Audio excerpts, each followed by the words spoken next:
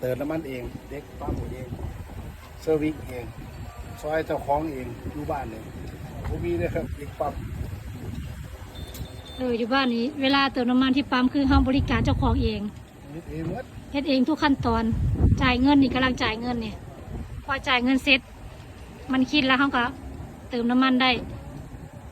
เช็ดกระจกเองทุกอย่างบริการเจ้าของเองวันนี้เราเป็นเด็กปั๊มมื้อนี้เรามาเป็นเด็กปั๊ม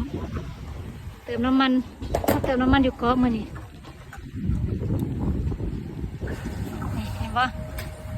เรียบร้อยนี่ เติมเอง เขาสแกนบัตรเข้าไปแล้วนี่เห็นป่ะนี่อยู่นี่เขาใช้บัตรเขาใช้แต่บัตรไว้ง่ายเขาใช้แต่บัตรATMเขาบ่ค่อยใช้เงินสดประเทศสวีเดนนะเขารณรงค์บ่ให้ใช้เงินสดบ่มีบ่ได้รณรงค์หรอกสวนมากบ่ค่อยใช้เงินสดสวนมากใช้บัตรATM